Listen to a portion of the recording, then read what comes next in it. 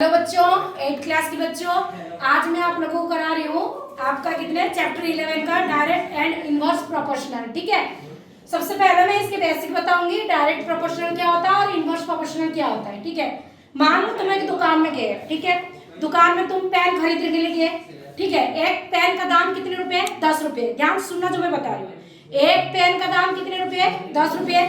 अगर मैंने तुम्हें बोला 5 पेन खरीद के लाओ, देखो मेरी बात सुनो सही से, एक ये पेन है और तुमने 10 रुपये देख रहा है, कितने पेन का?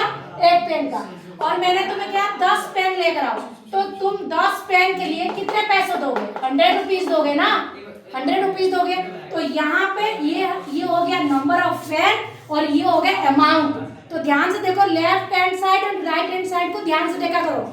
लेफ्ट हैंड साइड में जब पेन की अमाउंट बढ़ रहा है, पेन की संख्या जब बढ़ रहा है, तो राइट हैंड साइड में आपका जो पैसे तुमने पे कर रखे हो ना, अमाउंट, मनी अमाउंट, वो भी बढ़ती हो रही नहीं हो रहा है। तो इधर भी इंक्रीज हो रहा है, तो इधर भी इंक्रीज हो रहा है। ऐसे एग्जांपल जहां पर दोनों साइड में इंक्रीजमेंट होता है उसे डायरेक्ट प्रोपोर्शन कहते हैं। समझ में आ गया? नहीं आ गया? और बाकी बच्चा मैं तुम्हें बताऊंगी इनवर्स प्रोपोर्शनल किसे कहते हैं। वो ऐसे देखो, मैं एग्जांपल के साथ, मान लो 20 आदमी को दिया गया है एक काम करने के लिए, एक कोई घर बनाने के लिए, कुछ बनाने के लिए दिया गया, ठीक है, तो वो 20 आदमी एक काम को 30 दिन में खत्म कर रहे थे। ध्यान सुनो बच्चों, कितने दिन में खत्म कर रहे थे? 30 दिन में खत्म कर रहे थे। ठीक है, यहाँ पर मैं बंदों को कम कर दिया, गाँव भेज दिया, जाओ तुम, ठीक है।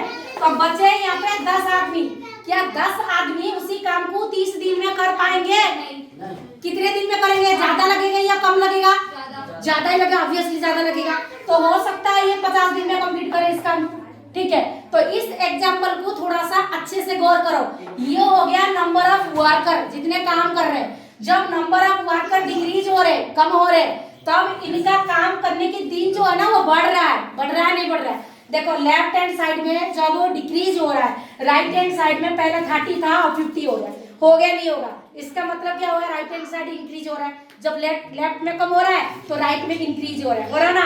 तो इसी केस को कहते हैं इनवर्स प्रोपोर्शनल। तो चैप्टर 11 में इसी के बेसिस में सारे क्वेश्चन करेंगे, विच टेबल बना के कराऊंगी। समझ में आ गए? डायरेक्ट किसे कहते हैं और इनवर्स किसे कहते हैं। डायरेक्ट वही होता है, दोबारा बता रही हूँ, दोनों साइड में अगर इंक्रीज हो रहा है, दोनों साइड में डिक्रीज हो रहा है, this is called the direct proportional. और इनवर्स प्रोपोर्शनल किसे कहते हैं? दोनों साइड में अगर डिक्रीज हो रहा है, एक में इंक्रीज हो रहा है एंड दूसरे में डिक्रीज हो रहा है, और एक में डिक्रीज हो रहा है दूसरे में इंक्रीज हो रहा है, मतलब अपोजिट हो रहा है, तो उसे कहते हैं इनवर्स प्रोपोर्शनल। ठीक है, बेसिक समझ में आ गया ना? ठीक, तो चलिए क्वेश्चन स्टार्ट कराते हैं।